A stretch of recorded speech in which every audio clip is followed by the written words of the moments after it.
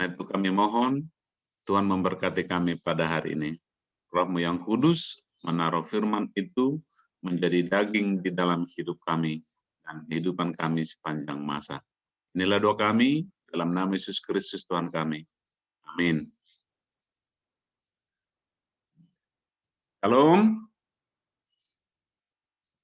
Salam dulu semua, lambai semua, supaya saya tahu bahwa kita semua mendengarkannya. Halo, Mama ada pengakuan. Iya. Yang belum buka videonya buka, biar aku lihat juga gimana responnya. Oke, keluarga pulang menurung. Selamat hari Minggu. Anak keluarga Simatupang ini belum buka videonya ini. Oh sudah. Tika. Lain, oke. Boleh dibuka videonya biar kita paling tidak bisa melihat wajah yang penuh dengan kesukaan di dalam Tuhan. Ya, renungan hari ini saya baca dari kitab Hakim-Hakim pasal yang kelima. Ya, boleh kita buka Hakim-Hakim pasal yang kelima. Dan saya bersyukur bahwa kita tadi buka di Mazmur, yang kita baca tadi Mazmur 20 itu sebagai konfirmasi sebenarnya itu dari pembacaan kita hari ini. Itu di dalam ayat yang ke-7 tadi sama ada bagian ayat yang terakhir itu. Bahwa orang yang berseru pasti juga akan Tuhan memberikan kemenangan. Itu sudah ada kesimpulan tadi di Mazmur pasal yang ke-20 itu. Berarti Tuhan memimpin kita begitu rupa. Ya. Hakim-Hakim pasal yang kelima. Ya. Tidak membaca, nanti kita bisa baca. Pada awal tahun lalu ketika saya pulang ke kampung, ya saya membeli satu buku, ini bukunya, ini. Mungkin yang kita lama di Tanah Batak pasti tahu itu, Pendeta Dr. Saina Beban. Judul bukunya itu Selagi Masih Siang. Ya, ini juga baru dirilis awal tahun ini, Januari tahun 2020. Nah, saya ke bandara dan lihat buku ini langsung saya beli, ya. Dan ketika saya membaca buku ini di rumah, mama saya bertanya kepada saya gitu kan, karena dilihat buku ini dan dia tahu. Saya bertanya, apakah kamu dapat membuat buku juga seperti ini tentang bapakmu? Kata mama saya tanya gitu kan. Ya. Lalu saya bilang, oh bisa gitu kan. Sama saya bilang. Lalu dia bilang begini, nanti kalau kamu tulis mengenai bapakmu ya, tulis mengenai ini, tulis mengenai ini, tulis mengenai ini, tulis mengenai ini. Saya bilang, iya mak, saya bilang. Dan memang sudah dari dulu aku ada beberapa simpan tulisan-tulisan, walaupun belum lengkap mengenai keluarga kami. Di bawah judul Pohon Keluarga, gitu kan. Tapi memang belum komplit. Tapi yang perlu ingin kita lihat adalah bahwa adalah sesuatu yang sangat luar biasa jika suatu saat kita bisa meninggalkan satu catatan dari kehidupan kita. Sesuatu yang akan sangat luar biasa kalau dalam hidup kita ini telah ada catatan yang bisa kita tinggalkan. Catatan yang bisa kita tinggalkan. Mungkin suatu saat atau dari pagi ini saya ingin mendorong kita pertama begini. Coba masing-masing kita membuat biografi kehidupan kita walaupun tidak panjang ya. Ya buku ini memang ratusan halaman gitu ya. Karena dia memang pemimpin gereja yang berkecimpung di seluruh dunia. Tapi ada catatan-catatan yang perlu kita tinggalkan. Dan nanti catatan ini mengenai apa? Dan atas hal apa kita membuat catatan atau biografi kehidupan kita? Ya. Nah, kita melihat di dalam Hakim-Hakim pasal yang kelima itu, ya, Deborah membuat satu sajak yang sangat indah. Sajak yang sangat indah. Satu sajak itu yang kemudian dirubah menjadi nyanyian. Ya, kita kan senang kan sampai sekarang pun kalau ada gempa bumi, lalu yang paling populer adalah pasti lagunya Ebit Jadi. Kan? Mungkin Tuhan mulai bosan melihat tingkah kita. Mulai dari dulu sejak ada gempa bumi, nyanyian yang dituliskan oleh Ebit Jadi itu tidak akan pernah berhenti di TV. Ataupun nyanyian yang digubah. Kulihat Ibu Pertiwi, kan begitu kan?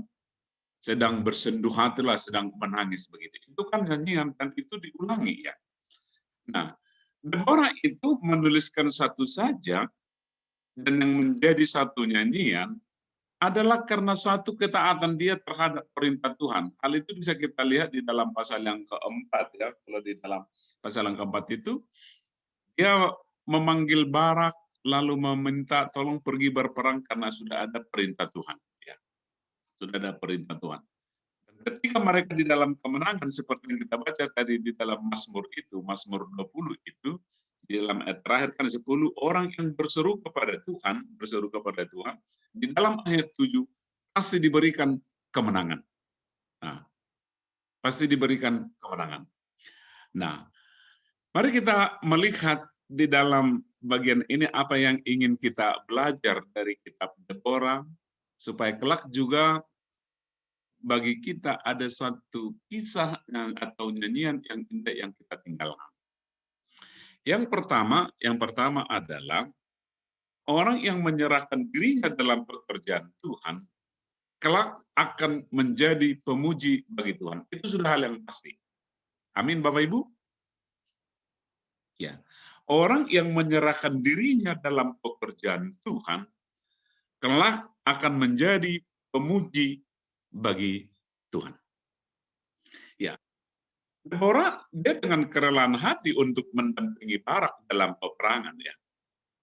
Dan sejujurnya itu bukan hal yang lazim atau hal yang umum. Sebab yang namanya peperangan itu pasti selalu yang maju di dalam peperangan adalah laki-laki. Kita bersyukur di Indonesia ada banyak pahlawan-pahlawan dari kaum perempuan. Ya, dari kaum perempuan. Tapi kita belajar di dalam Alkitab bahwa Deborah ya, dia dengan ketulusan hati. Padahal kalau kita melihat Deborah itu dia punya jabatan pada masa itu. Dia adalah seorang nabi dan karena seorang nabi dia menyampaikan firman Tuhan kepada Barak. Tetapi juga dia adalah seorang hakim ya, yang memberikan hal-hal yang penting atau keputusan-keputusan yang penting bagi bangsa Israel. Ya. Namun kita melihat jabatan itu dan konsekuensi yang dapat terjadi dari kesediaannya untuk menyertai Barak dalam peperangan tidak menghalangi dirinya. Karena sekali lagi karena firman Tuhan. Ya. Kita semua tahu namanya berperang itu adalah pertaruhan nyawa. Ya. Tidak ada banyak orang dengan jabatan yang tinggi, dengan kapasitas yang Tuhan berikan seorang nabi dan seorang hakim, bahwa sesuatu yang buruk bisa terjadi atas dirinya ketika ada dalam peperangan. Namun Deborah dengan kesediaan hatinya ikut serta dan mengabaikan segala hal-hal yang buruk. Nah, Bapak Ibu yang dikasihi Tuhan Yesus Kristus, hal yang perlu kita renungkan bersama pada pagi hari ini. Masuk kepada pekerjaan Tuhan bukanlah untuk menambah kehormatan diri ataupun untuk menambah pundi-pundi kehidupan. Tetapi sesungguhnya adalah untuk menambahkan nyanyian bagi nama Tuhan. Saya ingin ulangi ini sekali lagi. Ya. Masuk ke dalam pekerjaan Tuhan bukan untuk menambah kehormatan ataupun untuk menambah pundi-pundi kehidupan atau menambah kekayaan. Tetapi sesungguhnya adalah untuk menambahkan nyanyian bagi nama Tuhan. Amin, Bapak Ibu. Belum saya lihat ini tanggapannya itu. Ya. Kita masuk melayani Tuhan, oh Ibu kita langsung bikin jempol, mantap ya. Ini memang kalau canggih begitu kan. Ya. Coba juga itu yang lain tuh kasih jempol. Oh Ibu Noko udah kasih jempol. Kayaknya gimana caranya tuh bikin jempol langsung ditampar gitu ya. Ya kita saya enggak pintar begitu kan ya. Tapi aku lihat langsung jempol begitu kan ya. Puji Tuhan. Nah, Ketika kita membaca di dalam Mazmur 144 ayat 9 dikatakan begini, aku mau menyanyikan nyanyian baru bagi Tuhan. Ya, Mazmur 144 ayat 9. Kita juga pasti suka itu kan? Nyanyikanlah nyanyian baru bagi Tuhan. Nah, pertanyaannya, mungkinkah akan ada suatu nyanyian baru bagi Tuhan jika tidak ada perkara yang baru yang kita alami? Ya, sekali lagi, pemazmur berkata, nyanyikanlah nyanyian baru bagi Tuhan. Pertanyaannya, mungkinkah akan ada nyanyian baru jika kita tidak mengalami suatu perkara yang baru dari Tuhan? Itu kan tidak mungkin. Ya. Deborah itu membuat atau menyampaikan suatu nyanyian baru karena dia mau masuk di dalam perintah Tuhan, masuk di dalam pekerjaan Tuhan. Padahal sudah saya katakan tadi, Deborah itu adalah seorang nabi dan seorang hakim. Ketika dia menyampaikan firman Tuhan, Barak pergi berperang. Barak katakan, saya tidak akan pergi jika tidak bersama-sama dengan kamu, katanya. Deborah katakan, oke. Kisah kehidupan kita, mungkin saja kita akan meninggalkan banyak cerita. Ya, entah itu karena kita punya harta, entah karena kita punya jabatan, entah karena kita punya prestasi, ataupun prestise secara dunia. Namun sangatlah disayangkan jika saja dalam masa kehidupan yang diperkenankan Tuhan ini, tidak ada nyanyian yang akan kita tinggalkan. Ya. Di mana orang lain dapat belajar dari hal-hal yang bernilai dari kehidupan yang pernah kita jalani. Kita bisa meninggalkan harta, bisa meninggalkan jabatan, bisa meninggalkan prestasi, akan juga meninggalkan prestise. Namun sesuatu yang sangat disayangkan jika tidak ada hal-hal atau nyanyian-nyanyian yang bisa kita tinggalkan dari kehidupan kita. Nyanyian yang saya katakan tadi ini adalah satu perkara-perkara yang baru atau pengalaman-pengalaman yang baru karena keterlibatan kita di dalam pekerjaan Tuhan. Saya tidak ingin kita menjadi manusia yang pasif. Saya tadi malam berusaha untuk menyelesaikan buku ini, dan satu hal yang saya belajar di situ dari pemikiran dia dikatakan begini, salah satu yang membuat gereja mundur dan tidak maju cepat adalah karena tidak ada orang-orang muda yang masuk dalam garis, kalau bahasa kita sekarang kan penetua atau majelis di dalam gereja. Padahal zaman sekarang dikatakan apa? Kaum milenial lah yang memenuhi gereja sekarang ini kan? Atau kaum milenial lah yang paling banyak sekarang ini hidup. Tapi tidak ada gereja yang dapat dengan segala kerelaan hati menempatkan pemuda ataupun pemudi menjadi penetua atau majelis. Ya, tadi malam saya berpikir-pikir begitu kan, ya kira-kira siapalah dari penetua atau siapakah dari pemuda-pemudi di GKRI ini yang bisa menjadi penetua. Karena tentu yang bisa menggerakkan penetua sekarang, menggerakkan pemuda-pemudi kan orang-orang muda kan.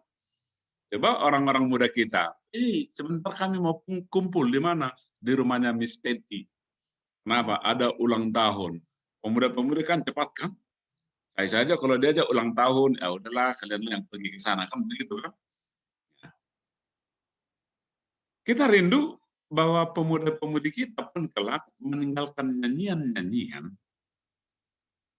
karena keterlibatan mereka dan kesediaan mereka untuk menyerahkan diri di dalam pekerjaan Tuhan. Tapi kembali kepada kita, saya pun mengambil satu kesimpulan, ya di tengah pandemi ini pun kita tentu harus berdoa supaya pemuda-pemuda kita bisa kita kategorikan menjadi satu majelis ya. Ya. Tahu semua punya kekurangan, yang tua juga menjadi majelis juga punya kekurangan, yang muda juga pun kelak menjadi majelis pasti juga punya kekurangan. Tapi mari kita belajar, kita memasukkan diri, baik secara langsung maupun dengan dorongan, maupun dengan panggilan, ya, supaya kelak pun mereka menjadi orang-orang yang meninggalkan nyanyian bagi pelayanan kita dan kesediaan kita untuk masuk di dalam pekerjaan Tuhan adalah suatu nyanyian yang kelak akan menjadi warisan yang bersifat kekal. Kita membaca nyanyian Deborah, ya, nyanyian Deborah. Dan sampai sekarang kita lihat, kita baca nyanyian itu tiap masa orang diberkati. Setiap kali membaca kitab suci itu, kita membaca nyanyian itu. Tiap saat orang diberkati. Seperti saya sampaikan tadi. Kita berdoa dan saya berdoa supaya masing-masing kita kelak meninggalkan satu catatan nyanyian dari kehidupan kita. Itu tentang apa? Pengalaman kita dengan Tuhan. Ketika kita masuk di dalam pekerjaan Tuhan, pengalaman rohani apa? Nyanyian baru apa yang kita dapatkan? Jadi sekali lagi saya rindu kita semua boleh kelak masuk dalam pekerjaan Tuhan karena kebenaran firman Tuhan. Supaya kita meninggalkan nyanyian yang akan menjadi nyanyian sepanjang masa bagi generasi-generasi di belakang kita. Dan sebagaimana kita tahu, tentu ada banyak orang yang bisa diingat karena kepahlawanannya. Pahlawan dalam peperangan, pahlawan di dalam Injil atau pemberitaan firman Tuhan, atau pahlawan dalam pekerjaan Tuhan. Itu yang pertama. Yang kedua, nyanyian yang mengajarkan tentang kemahakuasaan Tuhan dari masa ke masa. Kalau kita perhatikan di dalam Hakim-Hakim pasal yang kelima, ditulis begini, ayat 4, Tuhan, ketika engkau bergerak dari Seir, ketika engkau melangkah maju dari daerah Edom, bergoncanglah bumi, tirislah juga langit, juga awan tiris airnya. Ayat 5, gunung-gunung yakni Sinai bergoyang di hadapan Tuhan, di hadapan Tuhan Allah Israel. Nah, di dalam nyanyian Deborah ini, dia menyisipkan satu peristiwa di masa lalu, ketika bangsa Israel keluar dari Mesir. Ya. Nah, dalam perjalanan itu, mereka mengalami pekerjaan Tuhan. Mereka mengalami kemahakuasaan Tuhan. Dan sekarang Deborah kemudian menuliskan satu sejarah lagi tentang kemenangan, ya, tentang kemenangan. Dan ini yang saya sebut Deborah melanjutkan sejarahnya Tuhan. Dulu di Mesir sudah ada yang menulis itu. Nyanyiannya Miriam yang kemudian dituliskan oleh Musa. Nah, sekarang Deborah menuliskan lagi satu kisah tentang kemahakuasaan Tuhan. Makin banyak kemudian cerita-cerita, atau sebagaimana saya katakan, bahwa kisah itu adalah kemudian lanjutan dari sejarahnya Tuhan. Nanti saya akan jelaskan. Nah, tentu kita yang lahir ke bumi ini, secara otomatis kita melanjutkan sejarah dari orang tua kita. Sejarah dari orang tua kita.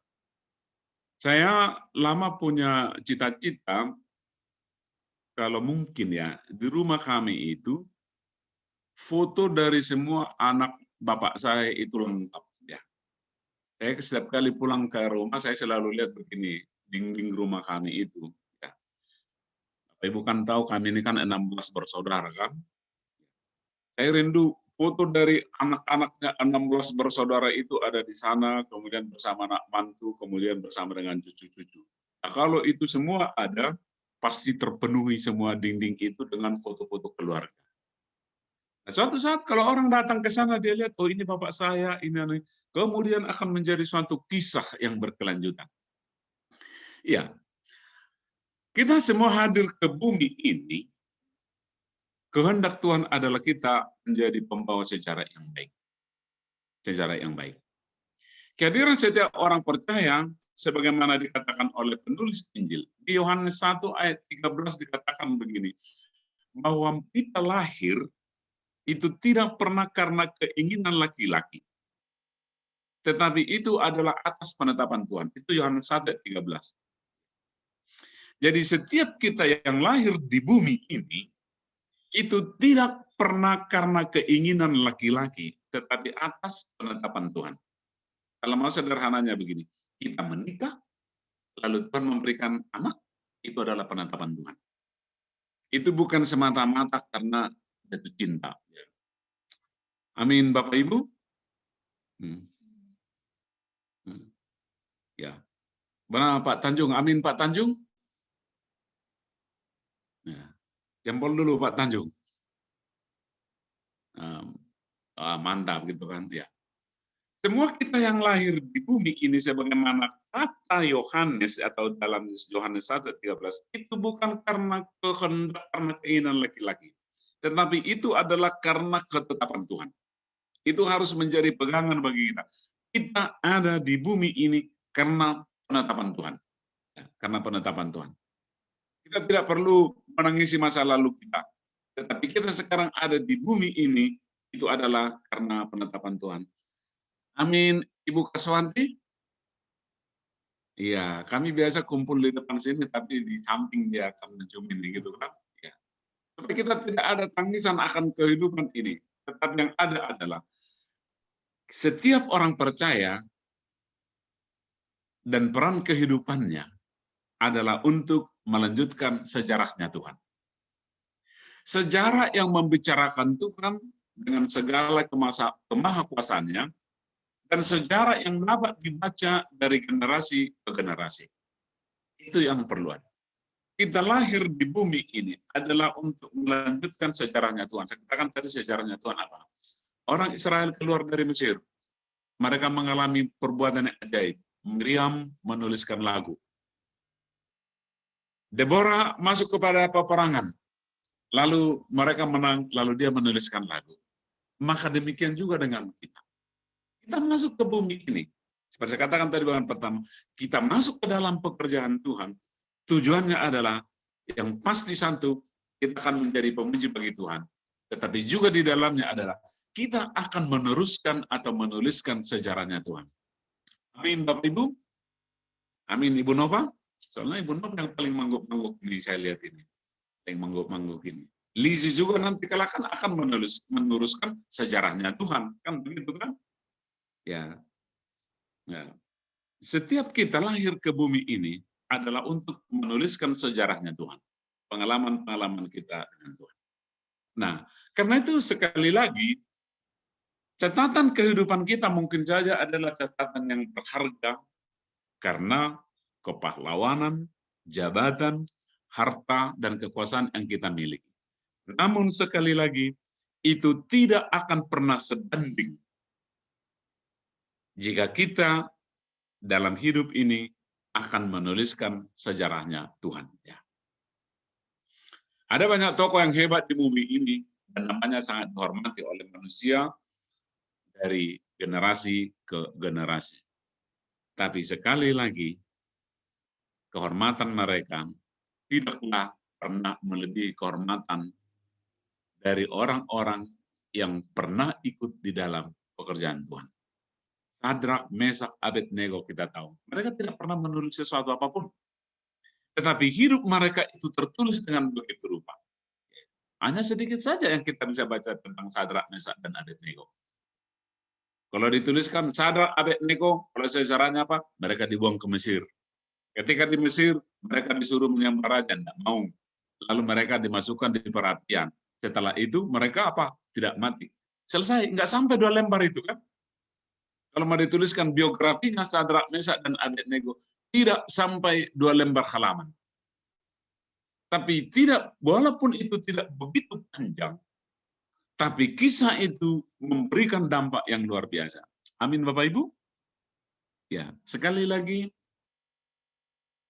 biografi hidup kita mungkin tidak perlu terlalu panjang. Tapi jika itu berkenaan dengan Tuhan dan pengalaman dengan Tuhan, itu akan menjadi catatan-catatan yang panjang yang tidak akan pernah berhenti. Amin, Opung Beles. Amin, jempol, puji Tuhan, itu kan. Ya. Nah, untuk melanjutkan sejarah Tuhan dalam kehidupan manusia, untuk tujuan yang mulia, untuk tujuan yang mulia. Yesus memberikan rohnya kepada orang percaya dan dengan janji bahwa Tuhan akan menyertai kita sampai kepada kesudahan zaman. Untuk kita dapat menuliskan sejarah Tuhan ini sekali lagi, Tuhan memberikan rohnya kepada kita. Ya. Dan yang kedua adalah Tuhan berjanji akan menyertai kita sampai kepada akhir zaman.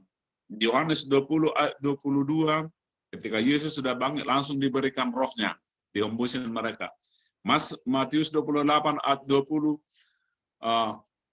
aku menyertai kamu sampai kepada akhir zaman. Nah, itu adalah perlengkapan yang sempurna bagi orang-orang percaya. Ya. Nah, jika dalam masa hidup kita ini, kita membawa sejarah Tuhan, dan kemudian anak kita ikut serta dalam sejarah Tuhan, maka kelak juga mereka membawa cucu kita dalam sejarah Tuhan. Maka sekali lagi, berbahagialah hidup kita. Bahagialah hidup kita. Tuhan memberikan kepada kita rohnya, berjanji juga akan menyertai kita. Suatu perlengkapan yang sempurna. Kita masuk di dalam pekerjaan Tuhan. Anak kita masuk di dalam pekerjaan Tuhan. Dan cucu kita kalau juga masuk di dalam pekerjaan Tuhan. Maka sekali lagi, mulialah hidup kita. Ketika kita melihat di dalam kisah-kisah lalu atau dalam perjanjian lama, Tuhan memilih Abraham, Tuhan memilih bangsa Israel, serta Yesus menyerahkan nyawanya bagi kita, sesungguhnya hanyalah agar kita menjadi pewarta dari kehendak Tuhan bagi manusia dan alam semesta. Tujuannya adalah semua manusia diselamatkan dengan kuasa yang besar. Kuasa untuk mempermalukan musuh manusia yang terbesar, yakni iblis. Tujuannya, ya. Tuhan memilih Abraham, Tuhan memilih bangsa Israel, Tuhan menyerahkan nyawanya kepada kita. Sebenarnya hanya satu tujuannya adalah Tuhan melibatkan kita dalam suatu pekerjaan besar, dalam pewarta besar, untuk mengalahkan si iblis. Itu tujuannya. Tuhan berkenan setiap manusia ikut serta dalam sejarahnya Tuhan. Sejarah yang melibatkan saya dan sejarah yang melibatkan Anda dalam nyanyian kemenangan atas si jahat. Itulah kemudian kalau kita membaca di dalam Wahyu tentang nyanyian-nyanyian orang yang menang. Nyanyian-nyanyian orang yang menang. Dan yang ketiga, nyanyian yang menuntun orang percaya untuk menikmati masa yang terbaik. Kalau kita perhatikan, bangsa Israel telah 20 tahun hidup dalam penindasan Yabin, Raja Kanaan. Dan dengan melihat segala perlengkapan persenjataan yang dimiliki oleh Yabin waktu itu, bangsa Israel sepertinya masih lama berada dalam tekanan kehidupan. Yabin sudah menguasai mereka selama 20 tahun. Dan dijelaskan bahwa dia mempunyai 900 kereta besi. Itu artinya dalam masa itu jumlah yang sangat luar biasa. Ya. Dan yang terjadi pada masa itu bangsa Israel tidak ada dalam perlindungan karena mereka tidak punya tentara. Ya. Bahkan mereka itu menjadi miskin dan putus asa karena perampokan terjadi di mana-mana. Tidak ada yang mengolah tanah. Bahkan kalau kita melihat di dalam pasal yang kelima ayat yang ke-8, tidak ada lagi seorang pun yang bersemangat untuk berperang. Penderitaan mereka terjadi dengan sangat jelas karena apa? Di dalam pasal 4 ayat 1 dikatakan begini, setelah ikut mati, orang Israel melakukan yang jahat di mata Tuhan. Ya, pasal 4 ayat 1. Memang sejak dari mulanya, dosa telah menjadi penyebab segala penderitaan bagi manusia. Bahkan telah menjadikan bumi ini menjadi tandus. Nah, penderitaan mereka yang besar sesungguhnya adalah suatu bukti kebenaran bahwa Tuhan benar dalam segala perintahnya. Dosa hanya akan menghadirkan penderitaan bagi manusia, kapan dan di mana saja. Dan setiap manusia harus menyadari akan hal ini sepanjang hidupnya dan selama bumi ini masih ada. Itu adalah hukum yang tetap, ya. Nah, bukti dari kebenaran akan hal itu dapat kita baca di dalam kitab Hakim-Hakim. Kalau Bapak Ibu membaca kitab Hakim-Hakim, matilah raja ini, orang Israel jatuh ke dalam dosa, mereka berseru, Tuhan membangkitkan hakim lagi. Berdosa lagi, berseru lagi, Tuhan membangkitkan hakim-hakim. Itu kisah yang ada di dalam kitab Hakim-Hakim. Nah, apa yang terjadi adalah bangsa Israel mengingkari ya janji yang telah mereka buat, baik itu di hadapan Yosua sebelum akhir hidupnya. Ya. Dan kalau melihat pasal 5 ayat ke-7, sepertinya Deborah juga waktu itu kehilangan juga semangat. Tetapi ketika malaikat Tuhan menyampaikan firman Tuhan kepadanya untuk bangkit, firman itu kemudian disampaikan kepada Barak. Bangsa Israel menyambut firman itu dengan semangat yang baru ya. Dan kemudian secara bersama-sama mereka bangkit untuk melaksanakan firman Tuhan. Sampai akhirnya mereka menumpas seluruh bangsa Kanaan sampai ke akar-akarnya. Mereka mengabaikan firman Tuhan begitu lama. Tapi kemudian mereka sadar akan kesalahan mereka dan mereka kemudian tanggap kepada firman Tuhan. Dan itulah yang menghidupkan semangat mereka. Deborah dan Barak dan para pemimpin bangsa Israel mendapatkan semangat dan memulihkan semangat mereka yang patah karena firman Tuhan. Ya. Jika bumi menjadi tandus karena dosa, maka hanya oleh firman Tuhanlah kehidupan di bumi dapat dipulihkan kembali. Dan dalam pasal 5 ayat yang terakhir, saya bisa membaca dikatakan begini.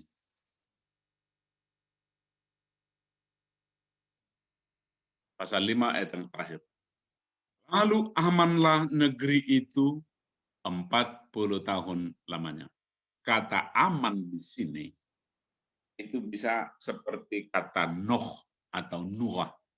Beristirahat, mendapatkan kedamaian, dan mendapatkan kebahagiaan.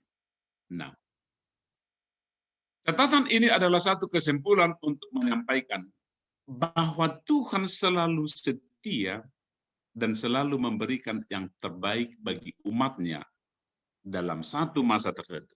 Jadi ayat itu dikatakan, ketika dikatakan amanlah negeri itu selama 40 tahun. Nanti kita akan melihat, ataupun di pikiran kita pasti kita menemukan angka 40-40 di dalam Alkitab.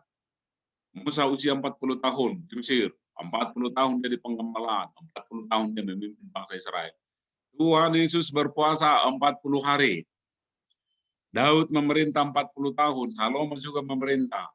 Ini juga 40. Angka-angka 40 itu satu masa. Ya, satu masa. Artinya Tuhan memberikan satu masa yang begitu indah, begitu yang mulia. Dan bagi kita pun ada suatu masa yang terbaik dan yang termulia. Kemuliaan masa di surga, tapi juga di bumi ini.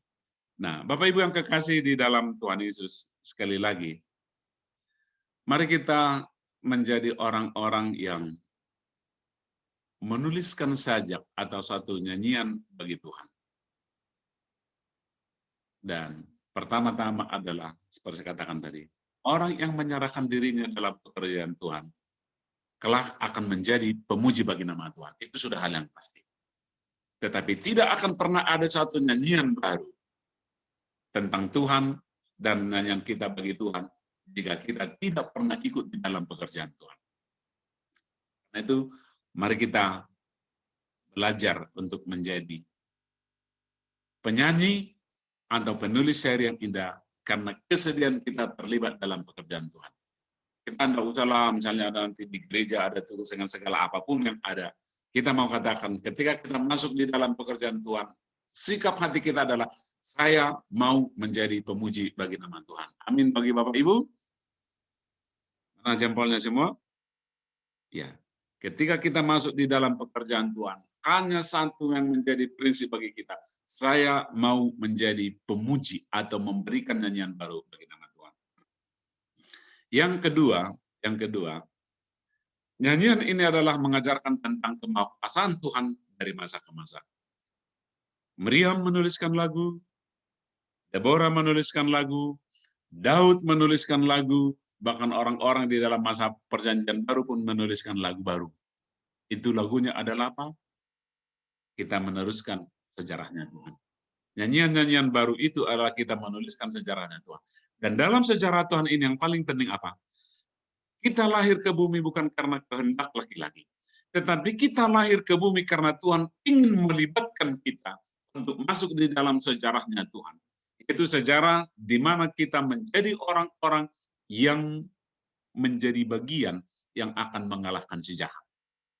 Mengalahkan iblis untuk kita. Itu yang kedua. Dan yang ketiga adalah nyanyian yang mengajarkan kita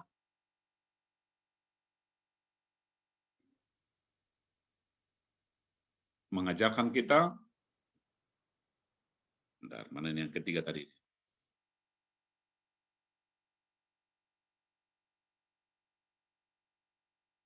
Kok saya jadi kehilangan ini?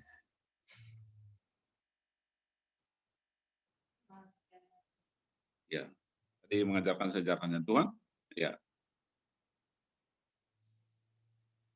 Mana ini mataku?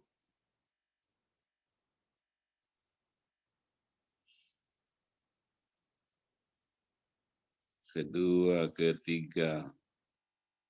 Ya, yang ketiga adalah nyanyian yang menuntun orang percaya untuk menikmati masa yang terbaik ya. Yang ketiga. Jadi masa ini juga masa yang terbaik. Saya yakin ketika kita masuk di dalam pekerjaan Tuhan dan kita berkemenangan di dalamnya adalah Tuhan memberikan kepada kita masa yang terbaik.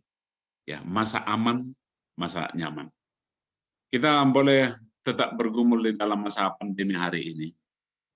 Tapi percayalah, Tuhan juga menyiapkan satu masa aman bagi kita. Semoga setelah kita melewati masa peperangan ini dengan segala pergumulan ini, satu masa ketenangan akan Tuhan berikan bagi kita. Karena itu, jangan kita pernah putus asa, tapi juga tidak perlu khawatir berkelebihan ketika ada pandemi ini. Tetap mari kita menjaga kesehatan kita, protokol dengan yang baik. Dan doa saya, kiranya kita semua menjadi penulis-penulis sajak bagi kemuliaan nama Tuhan. Dan masa hidup kita adalah untuk menuliskan sajak kehidupan yang indah buat Tuhan. Amin, Bapak Ibu. Amin. Oke, puji Tuhan, saya memberikan kesempatan kepada Opung Bless untuk berdoa bagi kita, untuk meneguhkan firman Tuhan bagi kita pada hari ini.